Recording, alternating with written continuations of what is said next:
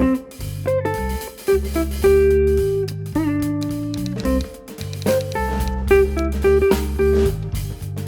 guys, welcome to our second bite-size workshop today. We have Paula from Charles and Violet here to decorate a cake for our marketing manager Justine. It's her birthday this weekend and we decided we were going to be inspired today's cake decorating. We're going to make her birthday cake today. I'll welcome Paula into the kitchen and hang around at the end because we're going to sing happy birthday to Justine. Hi everyone, great to see you today. You're all looking great. So what we are making today is, as Jo mentioned, a cake for Justine. We have pre-baked some delicious chocolate cakes. The recipe can be found on the blog. We'll put some links in later. To start, you might need a few things. You'll need a turntable. We're making like a semi-naked cake, which means that we're going to layer it really, really nicely and put a thin layer of icing on the outside.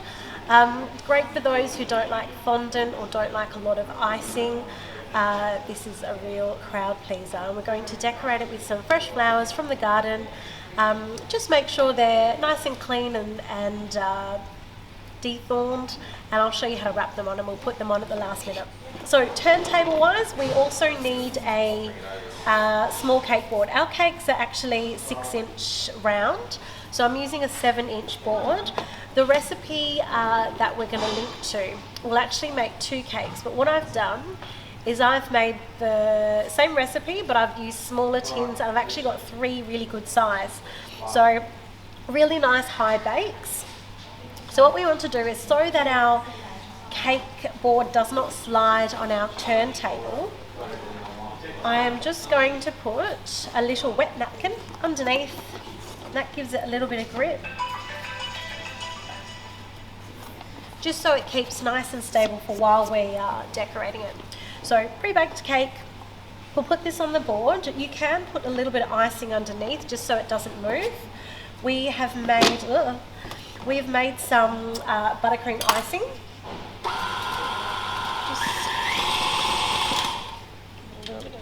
The recipe to this will be linked as well. Put a little bit on the bottom. This just holds our cake in place. First cake in. So what I actually did as well is, when the cake gets baked, it does dome up a little bit, and unfortunately that just happens with ovens and hot spots and things. So what we did was we used this cake wire. They sell them here. I'm pretty sure they're under $12, under $10, and they're adjustable. So we press them and we just move it up the little rungs.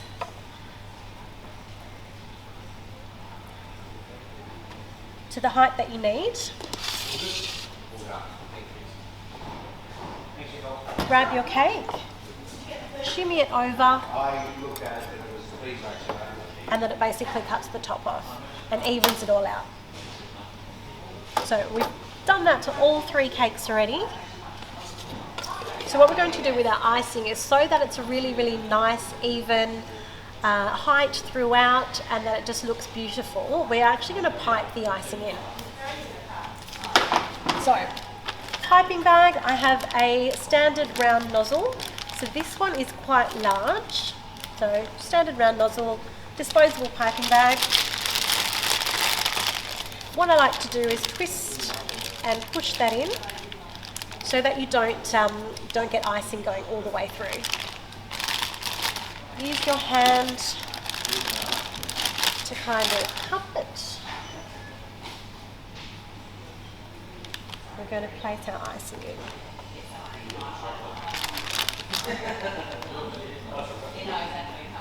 So use your thumb just to scrape the spatula across.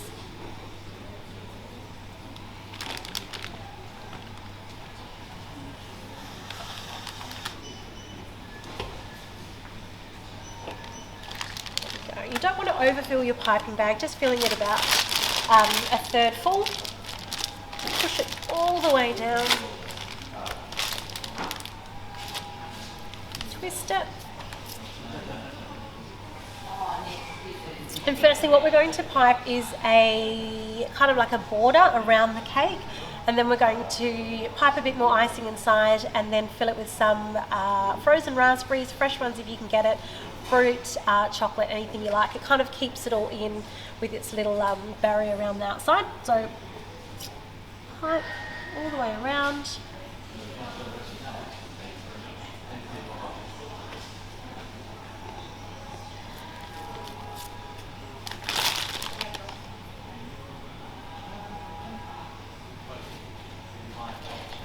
And then like a thinner layer on the inside.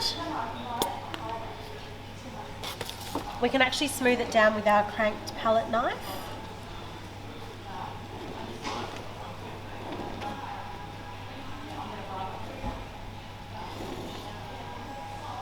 And we can add some fresh raspberries inside, frozen raspberries. And the little border around the outside also helps to contain everything so that you don't get raspberry juice coming out.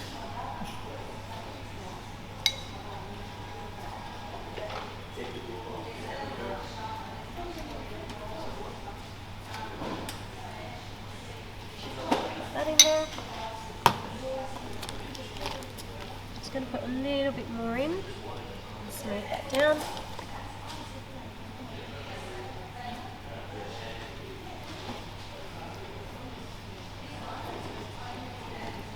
Just to make it extra decadent, we're actually going to drizzle a little bit of chocolate in there too.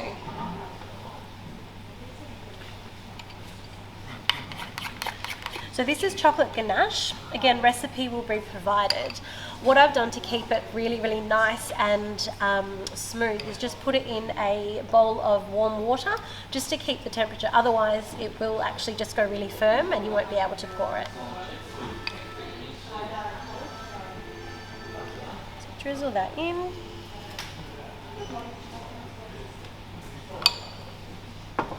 Then we place our other cake directly on top. Squish it down. Don't worry if any of the icing comes out around the outside. We'll be smoothing all of that down later. You just want to make sure that's quite level. Okay, next layer.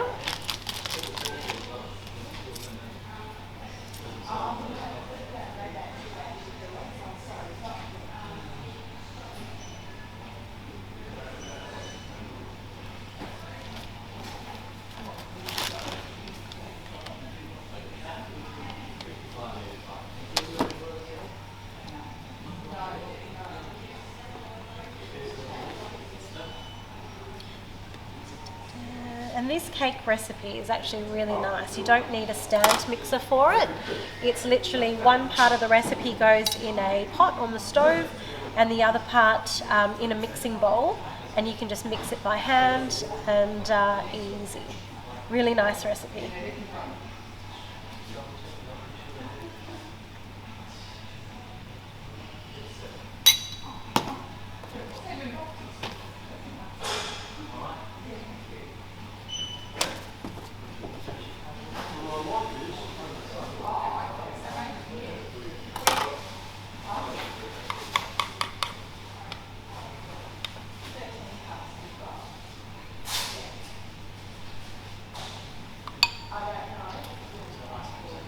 Alrighty, so our last layer, what I'm going to do is, this is the way the cake normally sits. I'm actually going to flip it over so that we get a really, really nice edge for the top. So let's flip that over. Give it a really good press down. Like this.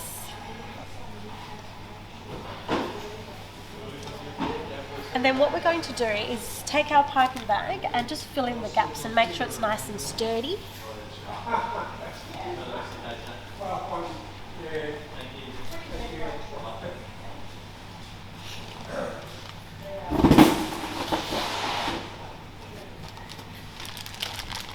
So what I like to do is kind of overfill it and then scrape off the excess.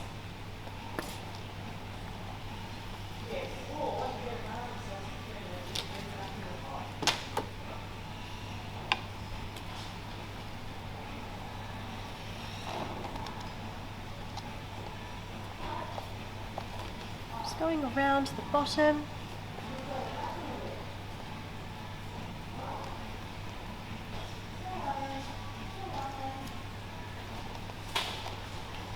Just to even it out. I'm going to add a little bit more. We'll add some more on the top as well.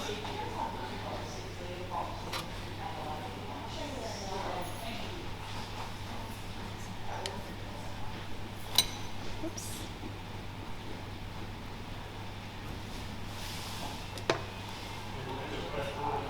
Okay. Press it down slowly. At this stage, if it's wobbling around too much, you can pop it in the fridge, let it all set up, and then ice it. We're going to give it a good crack though. A little bit wobbly, but that's okay.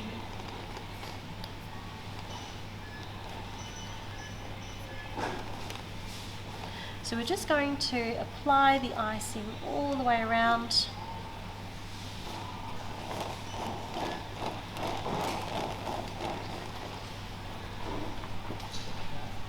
Hey guys, for those who are joining now, you might have missed the first start of it, but the recipe's on our blog and we're also going to post it afterwards. So if you're having any problems with volume or anything, we will be posting it as well, but it's looking good and delicious so far.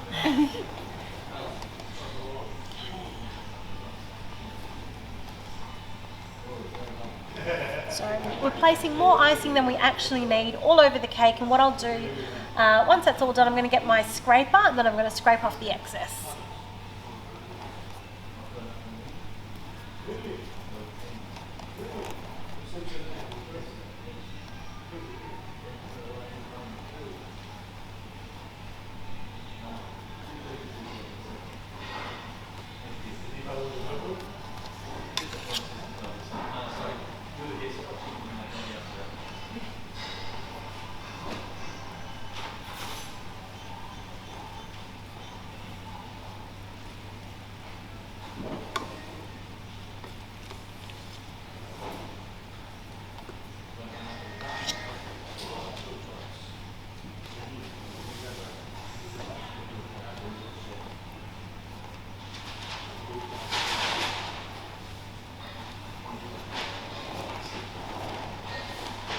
Gently spinning it around.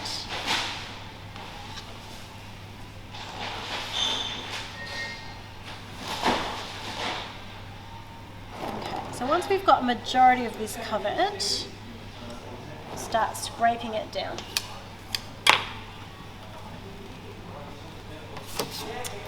Lots of different scrapers available. You can use whichever you have at home, but you just need one that is that has a right angle on it. So the right angle will actually press right against the cake board and the cake, so that when you spin it around, you'll actually get a really nice cake with straight sides. Okay, either clear ones, these ones work really well too. So I'm just going to scrape. And just a tip as well, if you find that your icing is getting tiny flecks of crumbs in it, keep that icing separate so that you don't mix crumbs into your lovely icing. Just grab another bowl.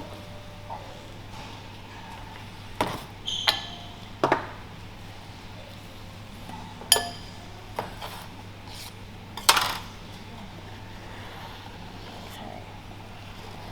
Gently going around. We'll end up doing this a couple of times just to make sure it's nice and even.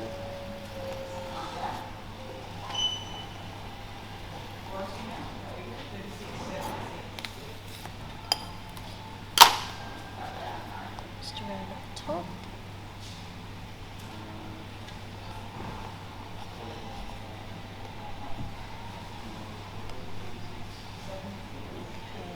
So to get a really, really nice edge, we're going to just keep touching up the top a little bit, scraping it down, fixing it back up and scraping it down again to get a really nice edge.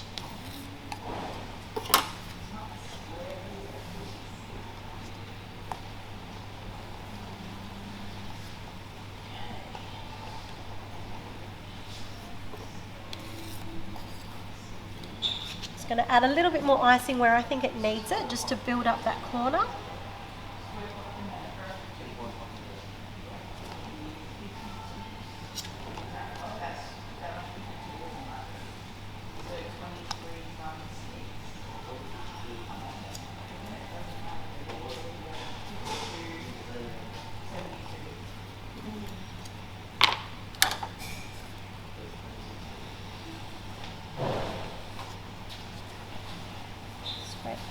again.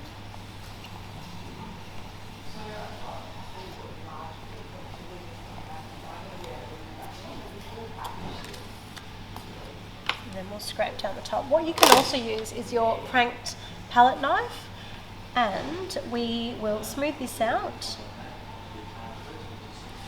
You'll find that the icing, especially if it's a nice cold day like today, will set a little bit.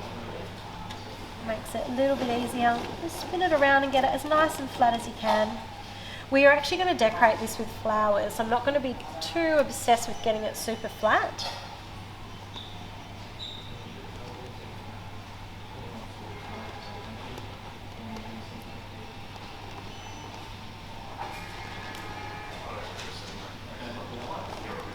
Nice and flat.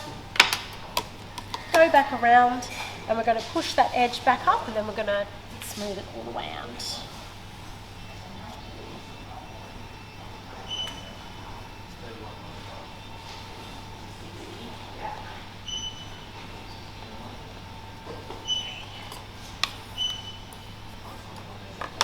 So again, using my cranked spatula, make sure it's really nice and clean, and then you can scrape your icing in. So from the outside, scraping it against the bowl every time.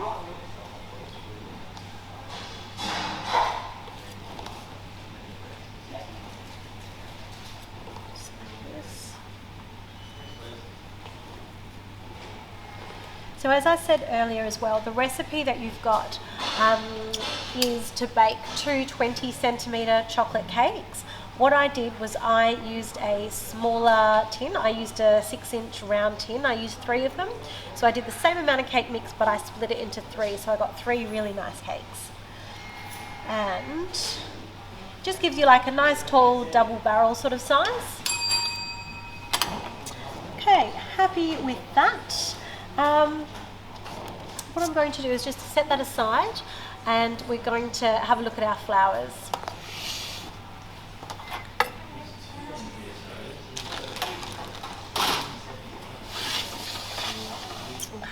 So Jo has picked some beautiful roses from her garden, her neighbour's garden. So clean them, pick off any major thorns. Have a look, just make sure that they're not got little bugs on them or anything like that. When you're choosing flowers to put in cakes, you do need to be really careful that it's nothing poisonous or nothing too sappy. The main concern people have is when we cut the stem and the sap actually goes into the cake, it can provide it can actually give you some really, really yucky textures and bitter taste inside your cake. So what we also do is we first thing make sure that the flowers are safe, and secondly we also use floral tape. So what this is just stretchy tape. I got this from cake decorating stores have it, and florists have it, and places like craft places have it. So it's really stretchy sort of tape. And what we do is we trim our flowers and we stretch this tape while we're twisting. It's not sticky, but when you stretch it, it actually sticks on itself. So you stretch it all the way around, especially covering the cut that we've made at the bottom. And that protects it from actually touching the inside of our cake. There are little vases you can put in. If you're really, really concerned, you can put a tiny piece of baking paper over the top of your cake so that nothing comes in contact with the icing. Let's do these ones. So we might cut these a little bit shorter.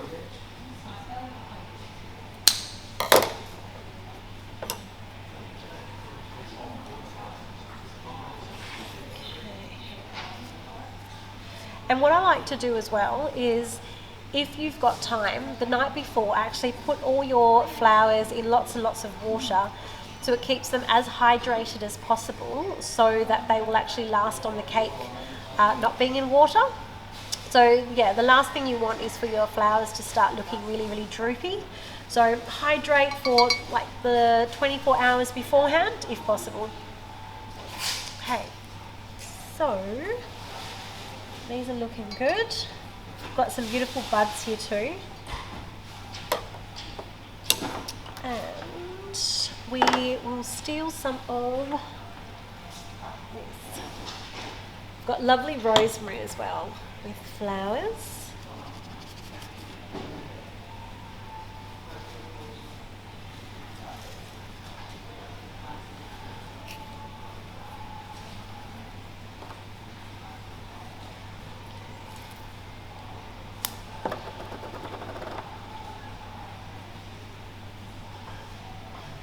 So wrapping it up.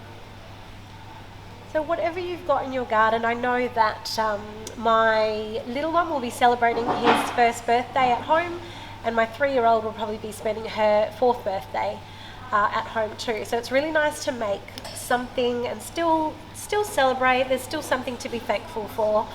And, you know, picking things from your own garden or even being able to make something yourself will still, you know, take you out of the moment into something really special and create really, really nice memories for your kids. Okay. So, go.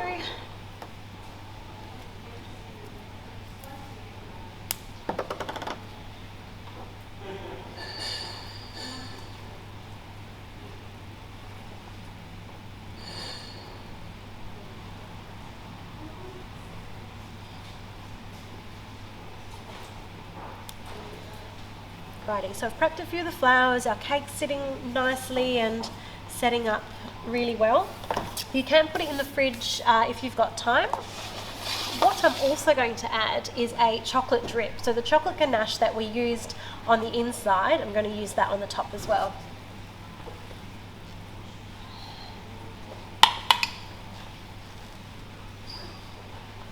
So, just going to get a little bit of the warm water.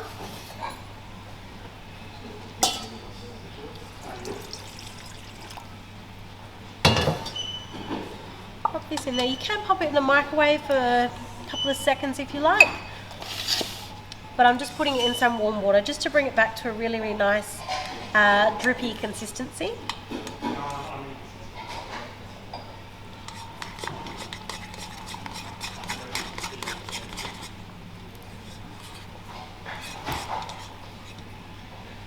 Okay, still a little bit thick. Give it a second.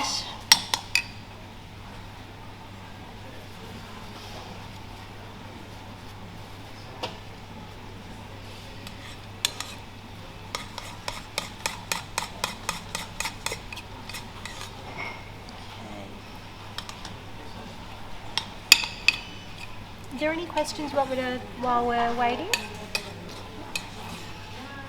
Just give this chocolate another minute. So, Jodie was asking Yeah. if you can use a lazy Susan if you don't have a turntable. For sure, Jodie, use whatever you have at home. Lazy Susans work. I've seen like glass cheese board things that work too. Anything that is nice and stable that you can turn will work perfectly. And there was a few people asking about the scrapers and things, the Yep. acrylic one that you used. We've been out on the shop floor. We have found some yeah. here, the Mondo brand, Yep. which are metal ones. What's your recommendation as far as what to use? I use these clear ones only because I do stenciling as well, so they've got a beveled edge and I do stenciling, but use whatever is in your price point that you will keep using again. Don't buy it if you're only going to use it once. The metal ones are great as well for ganache and buttercream because you can actually dip them in warm water and run them along the cake and smooths everything out. So they're also good and they're quite sharp, so they're also good for cutting fondant too. Yep. Great. The other questions were, how long do the flowers last, or would you recommend putting them on if the cake is being eaten the second day? Yeah. What are timings like? Do we need to do this the day before and flowers last minute? I think the best thing to do is you can definitely make the cake the day before, and the flowers, as I said, try and keep them hydrated as long as possible beforehand. So pick them or get them delivered or however you're going to get your flowers, put them in some water, keep them in air conditioning room. You can even put them in the fridge and just to make sure that they're as hydrated as possible so that when they are on the cake you'll get a good few hours. When we do wedding cakes and things, we hydrate them, and then I guess they stay out for about 6 to 8 hours. So that's kind of how long they'll last. Again, it depends on the type of flowers and the heat in the room. But yeah. Also, Wonder and Luck, hello Yep. there, how are you going there? She wanted to know about ganache. She struggles to get the right consistency. It's either too runny or it's too hard. So the consistency I did today for this one, I did 100 and... Oh yes, thank you. Thanks. Otherwise I'm going to be here for another 30 minutes. Thanks. I actually did half the amount of cream to chocolate. So 100 grams of chocolate to 50 mils of cream. And what I did was I heated the cream in a small saucepan till it was just reaching boiling point, and then I poured it on my chocolate chips, gave it a little bit of a stir. If you're making a larger batch, you can actually do it in the microwave as well. But for dripping consistency, 50% amount of cream to chocolate.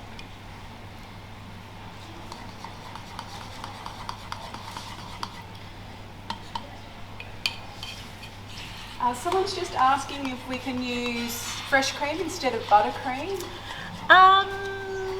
You can, I just don't think that it will hold up because fresh cream is actually really soft. Buttercream holds up because it's full of butter that will set quite firm. I think for a simple sponge, definitely fresh cream, but for something like this where the cakes are actually quite heavy and dense, I don't think cream will actually hold up, unfortunately.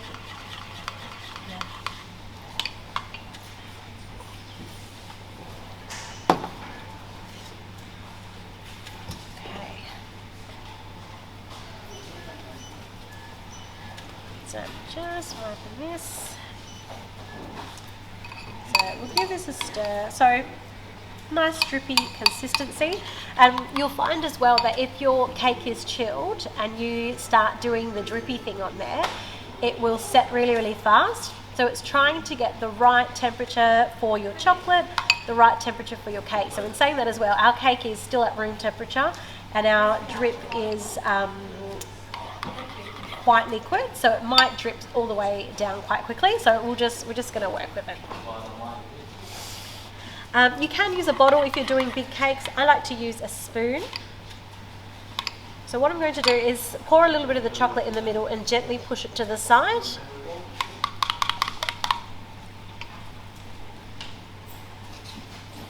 Just so you can kind of control how much drippiness is actually going on. So gentle push.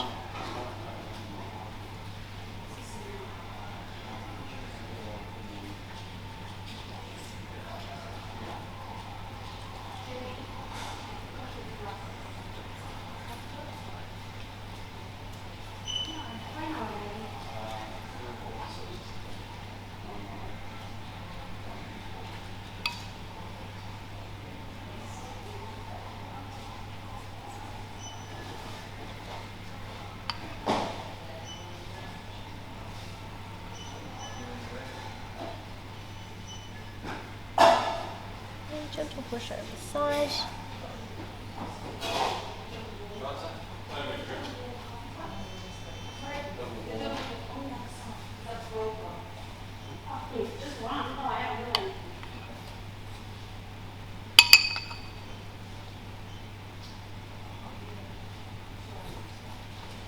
Alright, a little bit more in the center just to smooth that out.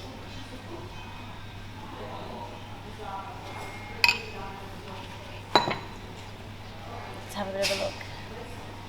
It looks alright. So I will start poking these flowers in. I don't have much of a design in mind when I do it. I kind of just try and not think about it too much, if that makes sense. I think the more you start thinking about it, the more symmetrical it gets and it becomes a little bit unnatural. So you can also just stick the flowers in. If you don't like it, you can pull them out and readjust them.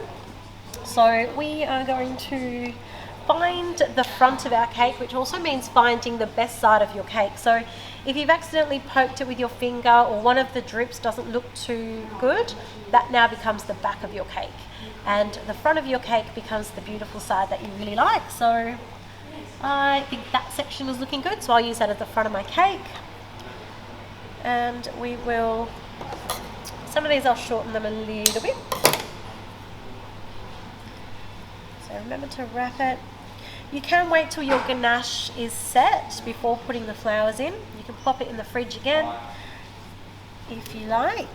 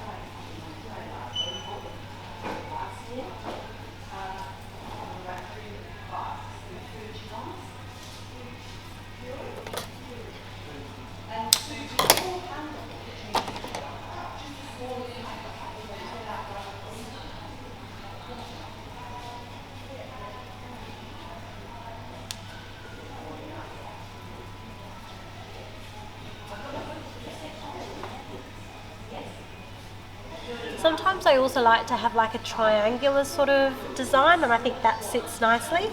So we'll add a few more at the top and we'll add our rosemary in as well.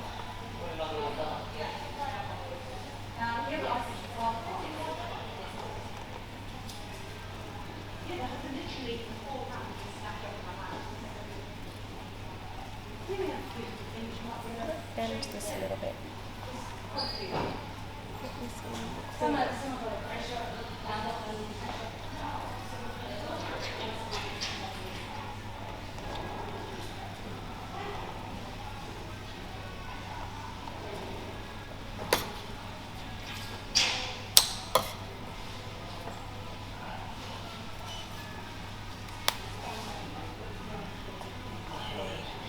We baked this cake yesterday, so decorated without the flowers, I would say it would last a good 2-3 days.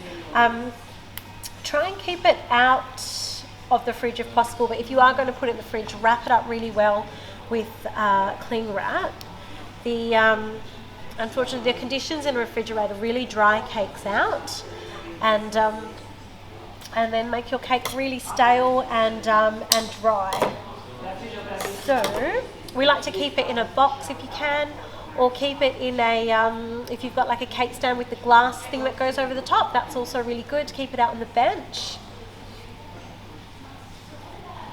So someone's just asking, which we'll get to in a minute anyway, I'm sure, just about how to cut and serve a cake that's so tall. Have you got It's any thoughts on ridiculous. that? It is ridiculously how tall this is. You need really long plates.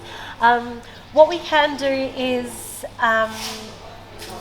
it's really hard to do it in front of people if you are like trying to do this at home. But what we can do is kind of cut it and then cut each piece in half. Sometimes it is such a trend that to have really, really tall cakes, but logistically are really, really hard to cut. So what I would suggest is obviously larger plates, or you can slice it and then cut it in half. If you like. No, that's the cake. Oh, that is the cake leveler that I did use. Did you want to show? Oh, okay. For those who missed it, when we actually leveled the cake, our cake was a little bit domed when it came out of the oven, so that's what we used. So they sell that at Kitchen Warehouse. Reasonably priced, really, really handy to have. Yes, we will cut this cake later and see how it goes. I will stop here actually, because I think that looks good. You don't want to do overkill. I think that looks really, really pretty. Glitter is always good. There's lots of edible glitters in stock. You can kind of sprinkle it over the top. There's lots of gold paints as well that can be painted over the ganache or to accent things. You can even paint the edible gold paint on the flowers just to add a touch of, I don't know, luxury, I guess, in these trying times. It's nice to have a bit of luxury. But otherwise, that is it. So this is Justine's birthday cake, and I hope she likes it. So yes, there we go. So thanks guys. If there's any more questions coming through, feel free to type them and we'll get Paula to answer them later. And also if you want to make sure you are joined up to Instagram and Facebook, because we also are doing a lot of cooking from home. The staff are all, you know, in their test kitchens as we call them, and lots of tips and other things. So definitely be signed into all of our social medias. Now for everyone who's at home, family, friends and our KW community, we're about to sing happy birthday. You might wish that you actually didn't have good volume at the moment because it'll be me singing. Thank you, hang on. Thank you to Paula. Happy birthday, Jussie. Hope you're having a nice time at home, and anyone else around can sing. Okay, happy birthday to you. Happy birthday to you. Happy birthday, dear Jussie. Happy birthday to you. I'm going to blow it out for her, and I wish her all the best. She's working really hard at the moment and we love everything she does. So